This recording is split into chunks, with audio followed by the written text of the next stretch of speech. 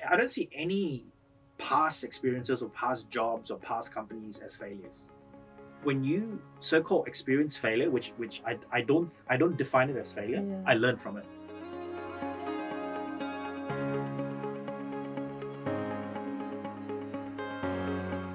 Hi everyone, my name is Patricia Tan.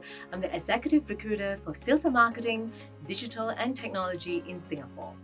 Welcome to the first episode of the Shift podcast, where we chat with the movers and shakers within the digital and technology industries. Today, I have a very special guest. He's currently the president of a Web3 gaming company, Storm CEO, as well as he's the angel investor for 10 startups and limited partner in venture capital fund, and also mentor for many startups. Like, you're a father of 3 children as well. Yeah. Ladies and gentlemen, let's welcome David Yin. Hi, David. Hi, Patricia. How are you? I'm very well. Thanks for the kind introduction. So if you don't mind, David, what is keeping you busy these days? What's your latest gig?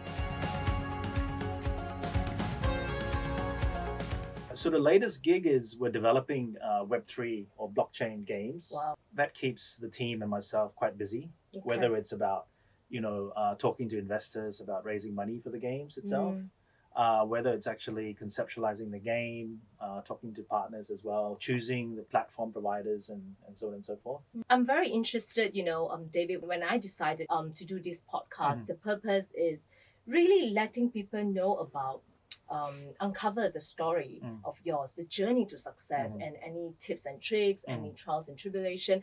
And I think you are the first name that came to mind when I decided to do this podcast, mainly because you have a very interesting shift, which explain the name of the podcast is that you spent so many years in Google, multinational, and you actually decided to take on a startup. Not many out there have the risk appetite to doing that. And I think what I'm very keen for the audience to learn from is what was the motivation behind that move? Yeah, I mean, it's a great question, and I'm kind of a older sort of guy. You're not old, come on. Well, I'm kind of the older sort of guy where, let's be honest, I turned 47 this year, right?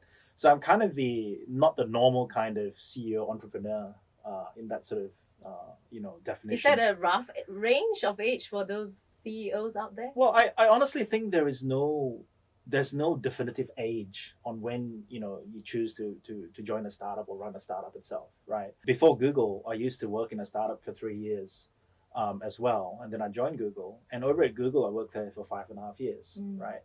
Now, I must say honestly that, Google's the best company you can ever work for. I always had this burning desire to run something on my own, right? Nice. Whether it's starting something from scratch or whether it's actually joining a startup, right? But as I said before, I mean, and you correctly stated, I have my risk profile there as well. Not any mid-40s guy can just, leave an MNC like Google and then just join a startup. For me, there were a couple of key ingredients for me. Number one, it had to be in gaming, because not only did I have a strong passion for gaming, which is really, really critical, right? You need to have passion for the thing that you're doing. Absolutely. Right? Because passion will drive you every single day to achieve something at work. The second thing as well is, it had to be a well-funded startup, because, I have 3 kids, and although my wife is working, I couldn't join a startup at the angel investing sort of stage. Yeah, sure. It had to be a well-funded startup so that I could de-risk the salary and the financial risk there as well, right? And the third thing as well I felt was the startup had to be something I could join where I could bring my network of partners or network of contacts to that role, to that startup itself, so that I could hit the ground running from day one, right? Because when you join a startup, there's no such thing as a learning curve that you can take 6 months to 12 months to learn, right? The learning curve when you join a startup at a senior level is 1 day. I felt that this opportunity at Storms was the right one for me. Was it difficult leaving Google? Yes, it was. But this was an opportunity where I felt that I could have major impact in a very short amount of time. I have to say, David, you're definitely one of the smartest individual that I've known. And I have to say, never once, that a process of placing a CEO like yourself was so intriguing, because you really challenge how I look at things, how the perspective. I have to say, I learned so much from that one experience. That's because I think you look at things at a very different dimensions, and how you analyze, and that I really enjoy, learning. Yeah, but I think also the headhunter or the recruiter plays a really critical part in this journey as well, right? And I think I told you a couple of years ago that I felt that you were also not just you were acting for your client, you're also acting for me in a lot of ways, right? Because a lot of the questions that I had, and they were tough questions, were answered by yourself through to the company itself that hired me, and throughout that process as well, I did also learn a lot. Right, so it's a two-way street in terms of learning itself. Yeah, it's a great role, great opportunity. I'm still with the startup. It's close to 2 years now, and we got taken over in February. So it's been going very, very well. How has that going so far? I know that when we caught up for coffee, you were sharing about virtual leadership, virtual management. Can you share with the audience, how was it like?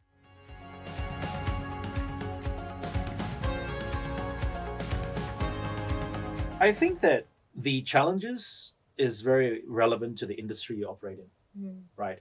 So because we operate in the gaming industry, and with the gaming industry, a lot of the times, by definition, we have a lot of passion for games, which means that we play games. Now, playing games can be in the office, it can be in a boat, it can be on a plane, it can be in a jungle, it can be anywhere, right? So with the gaming industry itself, it was relatively easier for virtual remote kind of managing of teams spread, globally itself, right? So, but having said that, we also made sure that there was a lot of interaction in terms of team bonding, online gaming activities, town hall that was online as well. We had a lot of virtual drinking, Friday drinking sessions as well. Virtual drinks, right? So when I first started, there was about 50 to 55 of us. And, managing a team of 55 virtually is a lot easier than managing a team of 5,000, for example, right?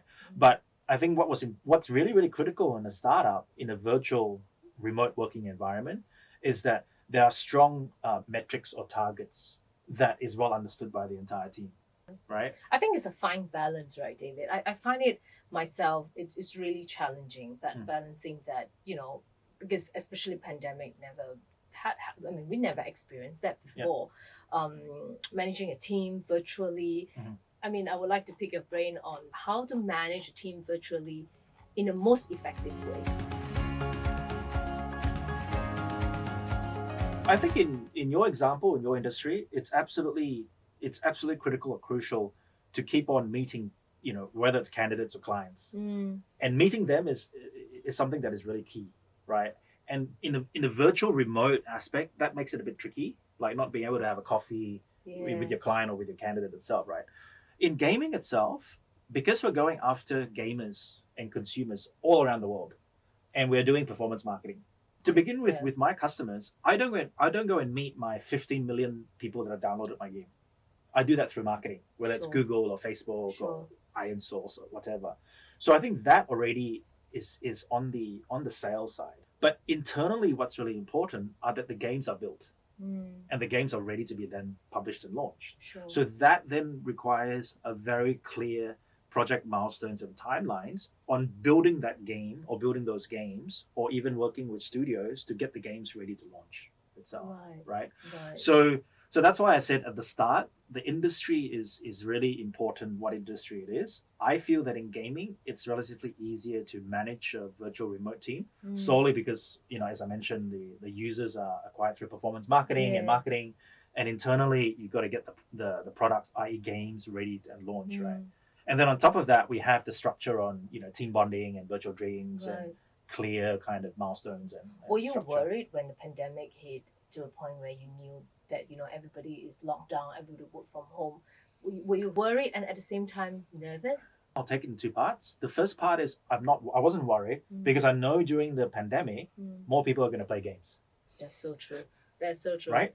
Because now they can't go out. They can't sit on the MRT. They can't go sit in a taxi. They can't go to the park. They have to play games at home. It's either games or Netflix. So from a macro perspective, I was very, very happy. Not in a bad way, but I hear you, it's for the business. It's for the business. I'm not, Fair. you know, I mean, I've myself and my whole family have got COVID. It's not nice, but from an industry perspective, gaming grew, and it grew significantly, right? The thing though is that managing a team, a remote team, there would be some people that would feel a bit isolated. They would feel a bit lonely, right? And that's completely understandable and completely expected, right? So for the staff that feel that way, it's obviously very important for us to give that support, right? And once again, when you're on a startup, you can easily do that. With an MNC of 50,000 people, it's a lot harder to do it where you're relying heavily on your line manager to make sure that happens, right? But with a startup, that support network is always there, always readily available, right?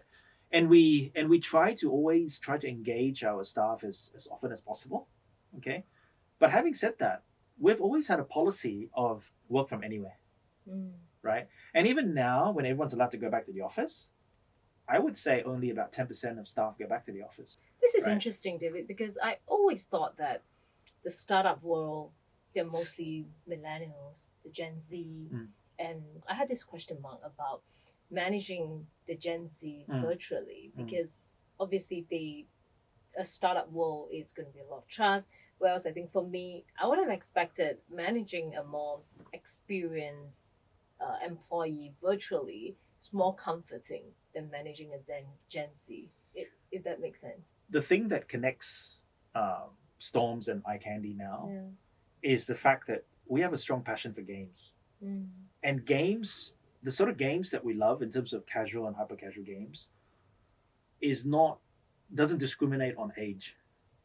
Right. So my 6-year-old and my 8-year-old plays the same games as I do. Right. So because there's a strong passion there on gaming first and foremost across the entire company and across the entire startup, like Storms and iCandy itself. Although I wouldn't call iCandy a startup, Storms was a startup before. Because of that passion in gaming, that's how we connect across the different age groups itself, right? Now, managing millennials itself, it's tricky, no doubt about it.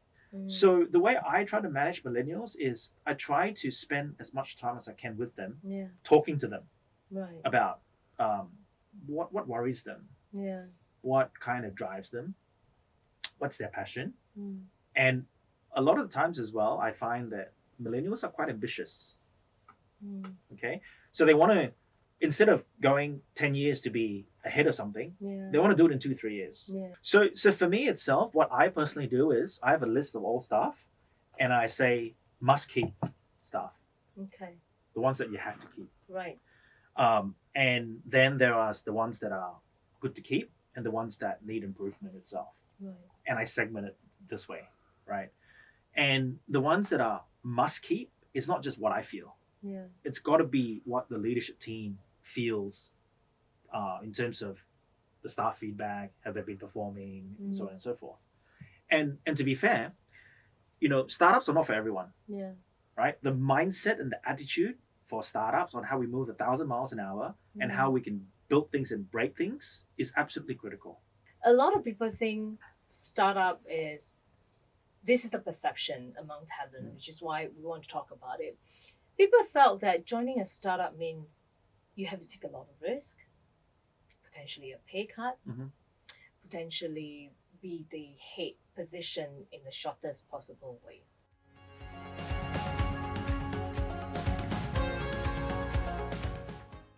It comes down to this person that has worked 15 years in MNCs. What has this person done in the MNC? Right? If this person has worked in a role where this person is very comfortable, it's a very well-funded MNC, and this person doesn't have clear experiences or examples of startup-like thinking or attitude, then that's a big problem for me. Okay. Yeah. Okay. And to be honest, I've experienced a lot of people like that, right? And some at Storms, right, who are no longer at Storms, where they've worked in multinational companies for a very long time, and their mindset is completely not suitable for startups. Their attitude is not suitable for startups. And what are they? What kind of mindset? I think the mindset is, we have so much money, there's nothing to worry about. Right. Let's just build once again the scenario on. Let's just build a Rolls Royce, and once the Rolls Royce is built, there will be people that drive it. Doesn't matter. There will be people that drive it. I think with the lack of understanding of the industry or the market, launching something and testing it out, and then whether you like it or not, pivot. In a startup, a pivot is a given. And we've pivoted 2-3 times. Yeah. Right? But this sort of pivot is necessary in a startup because at the end of the day, you cannot run a startup thinking that your funds are unlimited.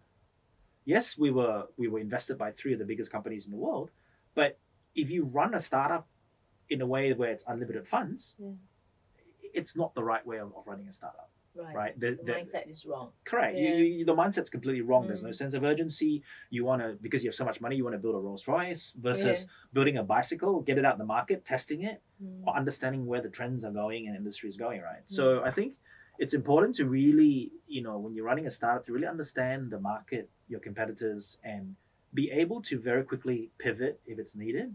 At the same time, build products that you can quickly test in the market or iterate. Because you don't want to get to a stage where you're building something like a Rolls Royce, like I said, and then no one buys it. Yeah. And no one drives it. I really like this point, David, because I think a lot of candidates out there, when they join startup for about 6 months, 9 months, very often you hear them getting a bit impatient, or rather one of the very common feedback from them is, lack of direction. Would you say 12 months will be enough for anyone to realize whether they're suitable for startup or not? I think 3 to 6 months is enough. Really? Yeah. That short? Because, when you have a fast-moving startup like, what Storms was, or even before Google when I was running a mobile advertising startup, in the first 3 months, you understand how fast things need to move and the speed of how fast it moves, right? So you will very quickly experience and understand what your comfort zone is. Right? And whether you want to get out of that comfort zone will happen in the first month. Right. Pat, you don't have time to have a learning curve in a startup. And I know this comment is done to death, but the only certainty in a startup is uncertainty. And I personally have gone through it. I'm 2 startups, and every kind of few months, you may have to pivot. You may have to, right? But I think also, there has to be also a lot of faith and trust placed on the leadership team as well in a startup. Okay. Right? Because hopefully they understand where the competitive challenges are. They understand where the market is heading towards, right? Yeah. They understand, for example, with us, is Web3 and blockchain NFT gaming the future? Or do we stick with Web2 traditional gaming now? Yeah.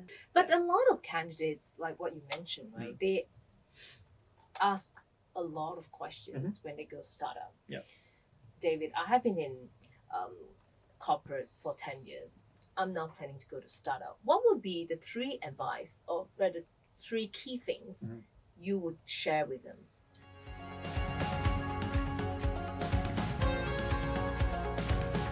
The first one would be, what is your passion?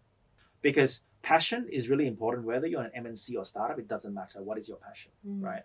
Now, if your passion is, I want to make money, I don't really care about gaming, for example, then you know what? That you're not going to survive.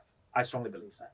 The second piece of advice, as well as, is how can you, what do you have that you can bring with you to a startup that increases your chance of success in a startup? Okay. Now, is that the knowledge of the industry that you're expert in?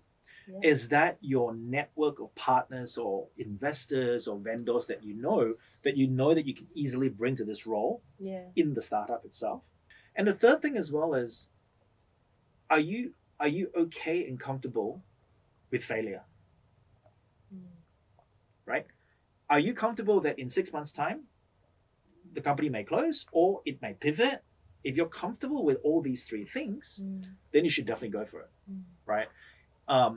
And you would think that someone with 10 years MNC experience, or 10 to 15 years, would have a lot of those ingredients. They would have the networks in the industry. They would have the passion for the industry, right? Because unless you're a generalist, most people who work for 10 to 15 years would have an expertise or specialization in that industry. So expertise and networks is there. Passion is there. The third one is something that That is a they tough need to be one. comfortable with. But on that, right, David, I think the third point is that the failure. Prepare to fail in the event if things doesn't work out. I think very often in Asian community, we often view failure as a taboo where you don't say you fail. And with you, David, if I may ask, like throughout your years of career, any mistakes, any failure that you deem is a good key learning for audience to learn from?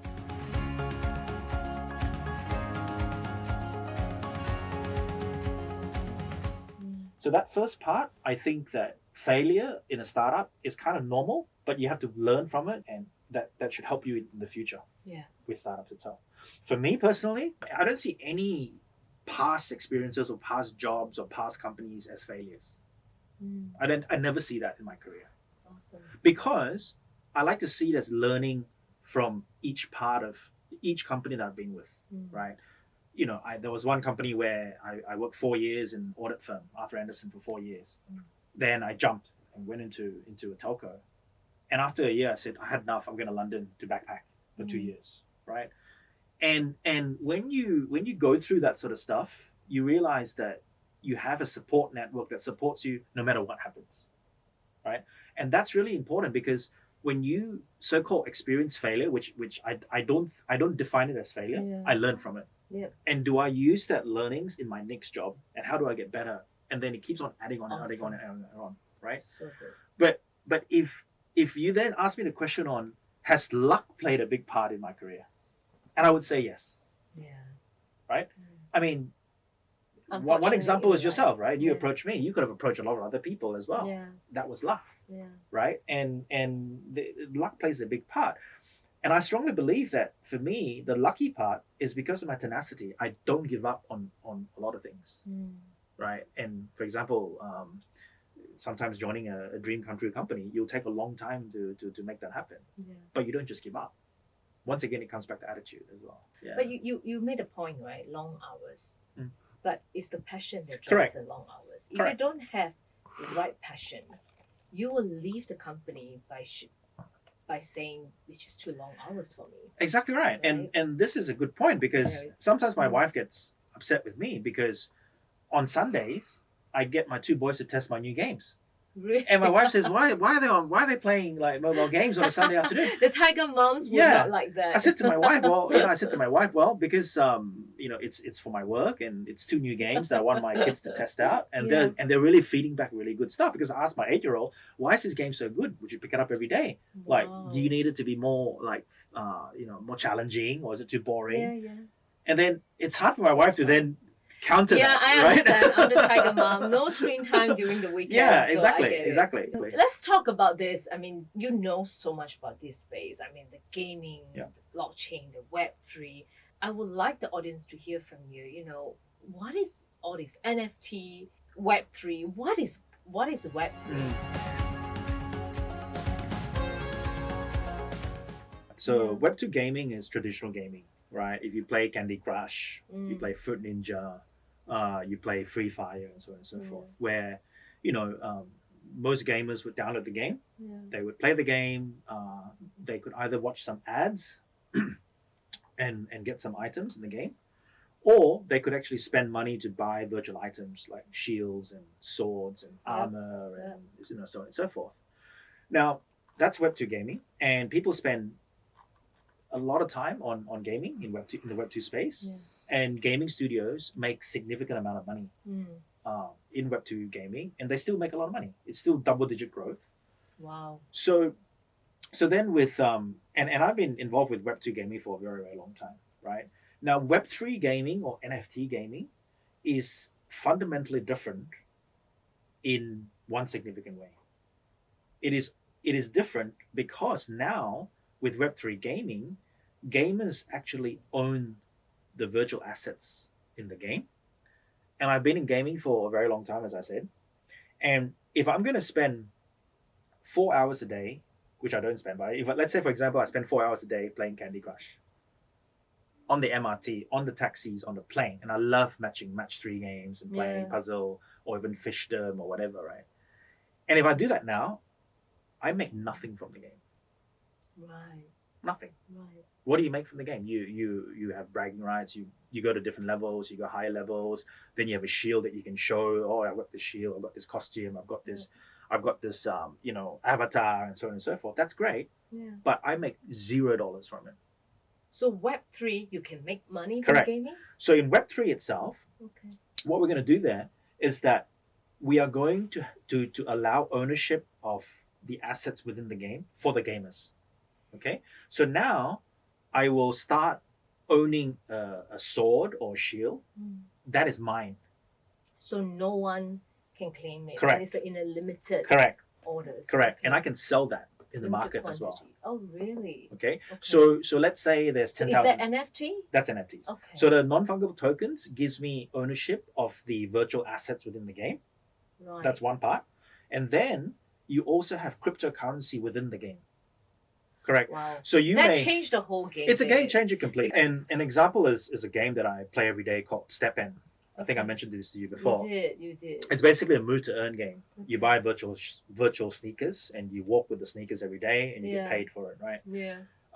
Sure, there are, fundamentally, that's the concept of Web3 and NFT gaming. However, as you probably know, that there are challenges with that as well, Of course. right? Whether the crypto market has literally crashed, Yeah. it's gone down 50% in the last few Yeah. months. So the token prices have come down, the NFT prices have come down as well. And right now, there's over 20,000 cryptocurrencies Exactly. in I the was world, about to right? ask, yeah. So then, how do you figure this out as a Web3 gaming studio? And for us, we strongly believe in a few key things that are essential to succeed in Web3. Number one, what is the credibility of the team, right? Does the team have experience building games in the Web2 environment? Do they have experience actually building games that are fun and entertaining, right? That's really, really key. The second thing as well is, one of our biggest shareholders is Animoca Brands, right? And they invested in a lot of Web3, companies, and they're worth $3.5 billion, $4 billion, right? So they provide a lot of the networks and the expertise in the Web3 space, right? And the third thing as well is we have a very strong belief in capturing and going after, first and foremost, the traditional Web2 gamers, and then introducing Web3 NFT elements into them through our games itself. Right. The onboarding process is quite tricky and quite challenging. But if you pick up a game and it's a Web2 game, you play, it's pretty easy, you're used to it, and you love the game, and then we somehow introduce elements to migrate you over to a Web3 environment, that's what we strongly believe in. But David, I mean, I'm someone, again, I don't know much about the crypto, the virtual, but recently there has been so much apprehension towards that, and with the market, crashing. Is it going to be one or two main primary crypto going to survive in terms of currency? Because there's just so many altcoins out there. What are your thoughts?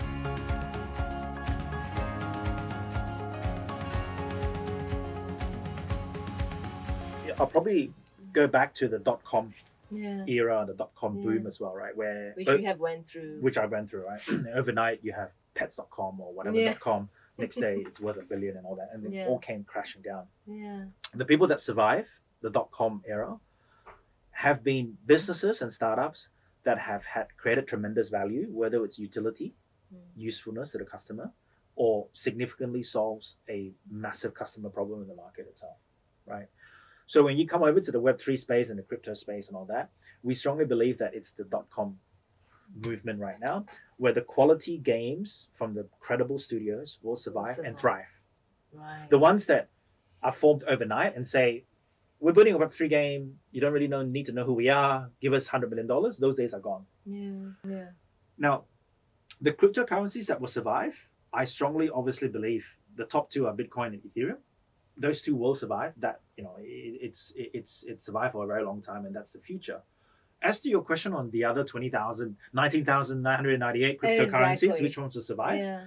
I believe, obviously, the cryptocurrencies that we are going to be creating, we strongly believe they will survive, and they will survive because it is connected to a strong utility and use cases in the game itself.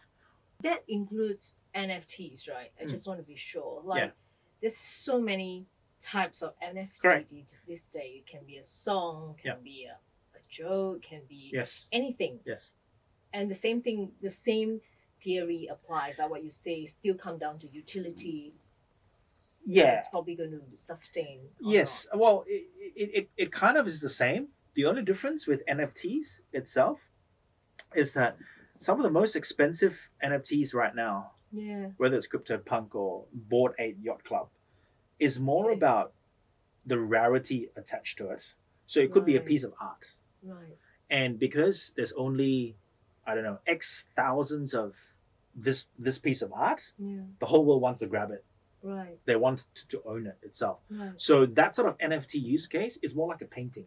Now, the Bored Ape Yacht Club is an example of that, where there's only limited quantity of these apes itself, right? And there's not as much utility versus NFTs inside a game itself.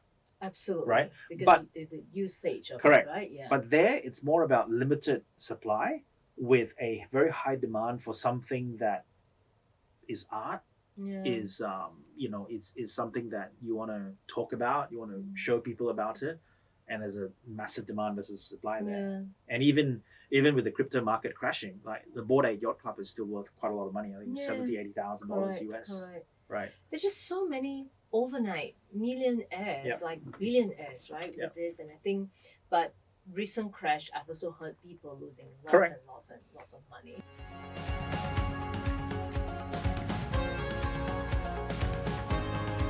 With any sort of investment, I always advise on due diligence and really understanding first and foremost what are you investing in. Don't do this FOMO, fear of missing out, follow the crowd.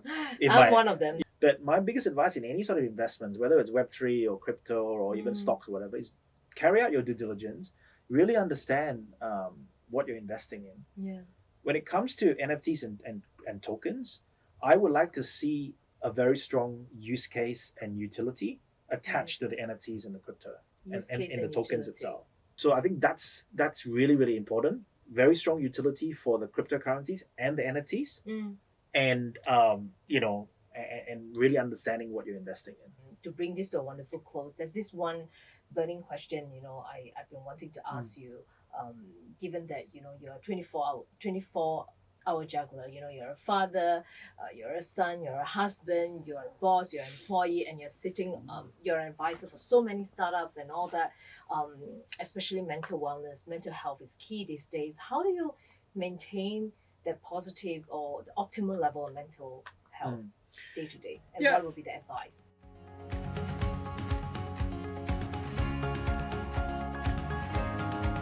I think this is mental wellness and mental well-being is a serious issue right now. Absolutely. And especially so during COVID, where there is a sense of isolation and remoteness and lack of interacting with your friends and family and all that. So I think it's a very, very big deal.